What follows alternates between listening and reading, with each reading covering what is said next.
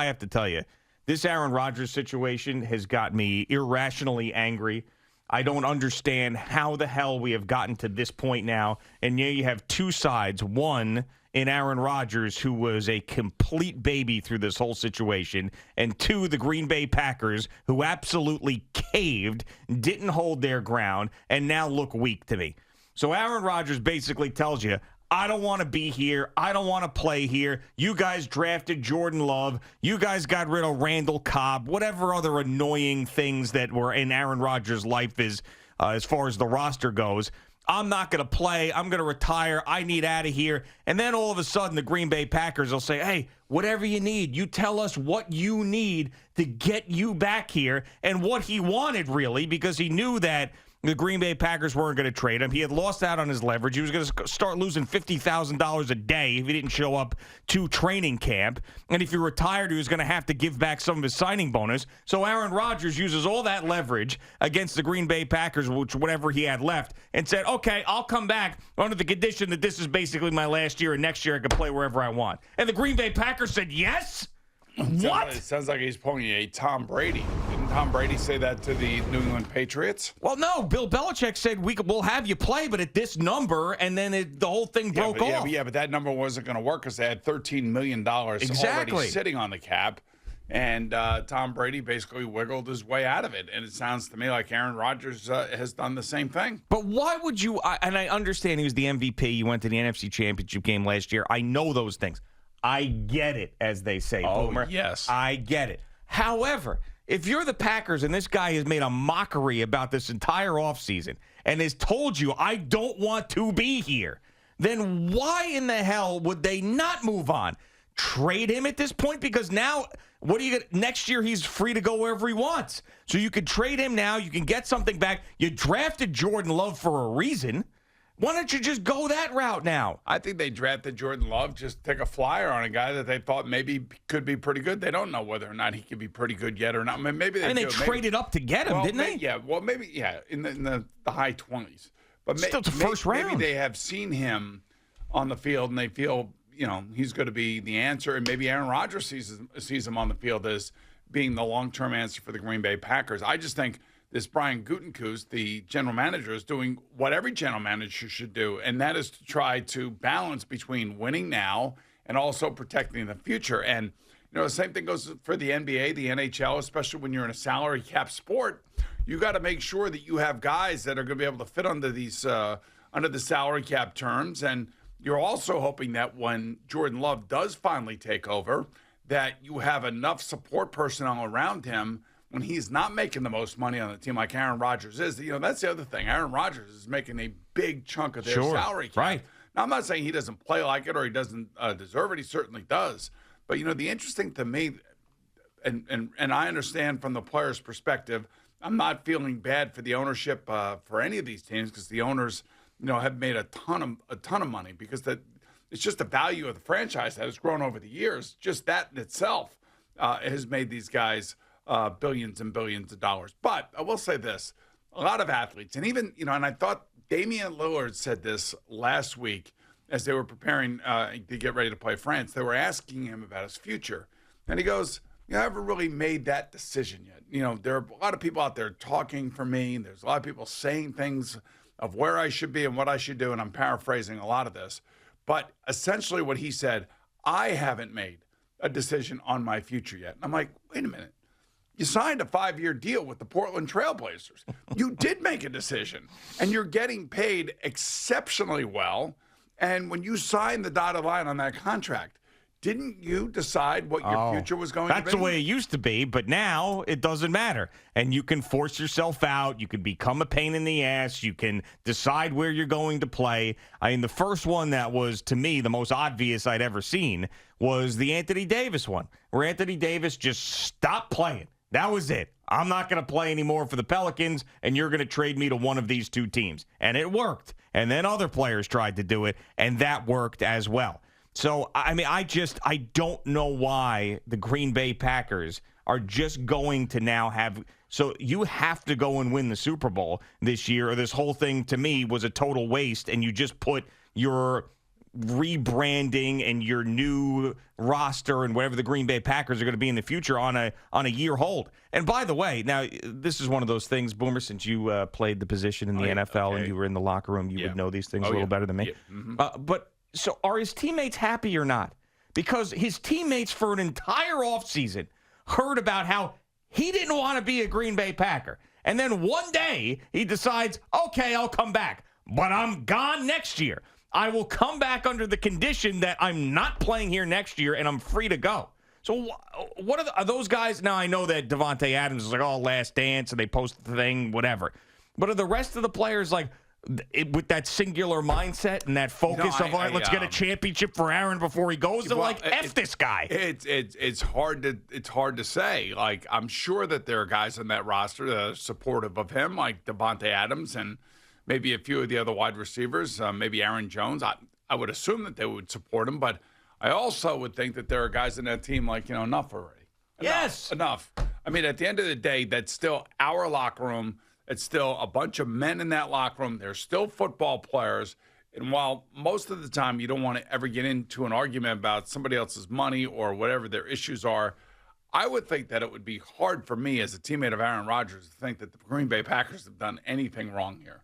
And really what I think fuels a lot of this is us in the media and how we talk about it and the things that we say when it comes down to, I can't believe the Green Bay Packers drafted Jordan Love without asking him.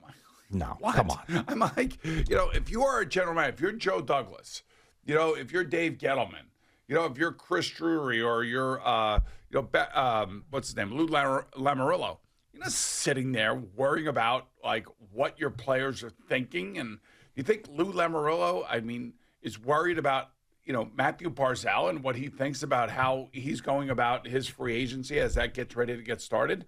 I would think that Lou Lamoriello would want to add somebody to Barzal's line to get the best out of him. And you got to say to yourself that general manager knows what he's doing. And I think he's proven that he knows what he's doing. I think Gutekunst knows exactly what he's doing.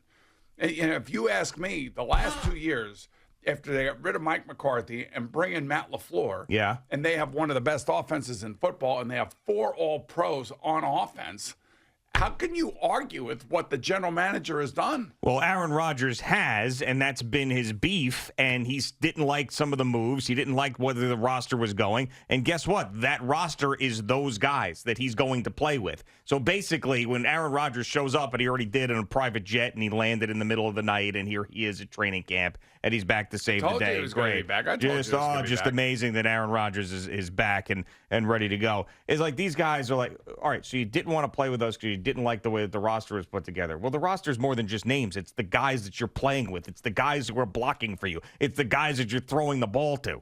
So, I mean, I'll tell you what, I would hope maybe Jordan Love would look great in training camp, and then maybe they trade it before the season starts. So to me, the whole thing is ridiculous. And now you basically, and for people who didn't quite understand this yesterday, the thing that got Aaron Rodgers back, and Adam Schefter said this, a friend of the show, Adam Schefter said this yesterday on ESPN. He said that Aaron Rodgers was dead set on not showing up, but the Green Bay Packers gave him what he wanted. And what he wanted was to leave after this season once he's done with Green Bay. Yeah, that's why I think you got it. Like, if you're Green Bay, he is a supreme talent. He's one of the best players in the league. I can't imagine that you let this guy leave for nothing.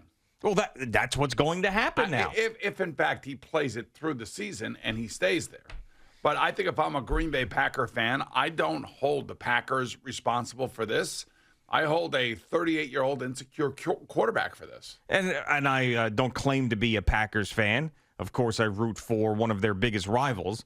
But I don't know how I feel if I'm a Packers fan, because I'm happy in the sense that I know that Aaron Rodgers is probably going to play well, albeit if he's healthy for the entire season. So that gives you a shot just because of that. So he's back, so you have a year where you're going to be competitive again. But it's like, okay, next year he wants out of here.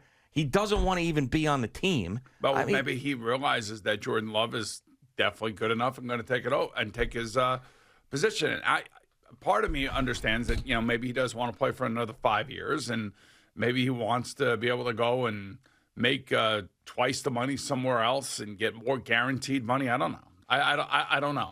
What team outside of the Packers of the last, I don't know how many years that Aaron Rodgers has been unhappy, have had more success than the Green Bay Packers? It's a handful, right? It's not even that many. I mean, the New England Patriots come to mind. I mean, I'm talking about over a long period of time. I mean, this is what I don't understand. So he wants to go someplace else where they do it better. Not a lot of teams have done it better, and that's hard for me to say because I hate the Packers. And that's my point. I mean, they kind of let Mike McCarthy hang on too long. You remember the whole thing between he and Mike McCarthy, right? Of course. I just the whole thing is ridiculous, and it really is. It goes back to what was it? Thompson.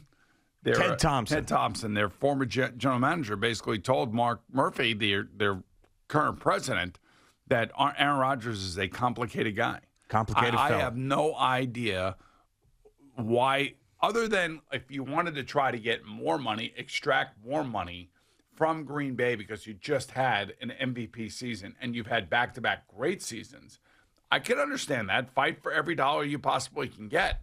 But to manufacture some sort of like distrust with the front office, I don't know. It's bizarre. I've always rooted against the Packers inherently, no matter who's been the quarterback. I will continue to do that, but there will be an extra anger and an extra motivation to see that team and Aaron Rodgers go down this year because I've never the fact that Aaron Rodgers took off and went to Hawaii with his new fiance and two other skazillionaires from Hollywood to go find himself, only to come back after the entire offseason telling any media member who would listen how miserable he was as a member of the Green Bay Packers and he had to get out of there because he was mistreated by this organization that has done nothing but support his ass. And he's the freaking reigning MVP, and they were the 1 seed last year, for Christ's sakes. And if anything, they've underachieved, and he's been a big part of that. To then come back and then hold the Green Bay Packers over the barrel and say, give me everything I want, including freedom to play wherever I want next year, and they gave it to him? I mean, this is the most NBA-like move that an NFL player has had, which is, I am in total control. You're not in charge.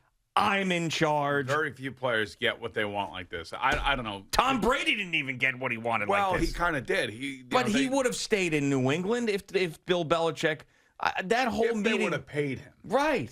But that's what I'm saying. But he wanted to get paid, and now he got paid. And not only did he get paid, he also got extended down in Tampa Bay. And maybe that's what, Aaron Rodgers wants. He wants to be able to go somewhere else and go ahead and play. So now you got to say to yourself, okay, is he going to go to the Raiders? Is he going to go to the Broncos? Those seem to be two teams that would be interested in him, whether it be right now or whether it be at this time next year. Or could do what Brett Favre did and end up in a Minnesota Vikings uniform to stick it back to the Packers. Wouldn't that be great? Yeah, I don't see that. For some reason, I just don't. I don't see that. Then I would be all in on Aaron Rodgers. That would be like Tom Brady going to the Dolphins or Tom Brady going to the Jets. Hey. I just wouldn't, or the Bills. I just could not see that. Favre did it. Yeah, well, Brett's a little different, man. He's a different kind of dude. The way he left, I don't blame him the way he left. I just think that they felt like when they had him, they just weren't sure, what he was going to be like. Remember, that was the whole thing. Like, he did not want to stay for OTAs and all that other stuff in Green Bay. He wanted to go back to Hattiesburg. And he wanted to go back and just, do his thing on his farm and all that other stuff. And then I'll show up and I'll play football when I get there. And that was the big crux of the whole thing because Aaron Rodgers was staying there and they saw how good Aaron Rodgers could be.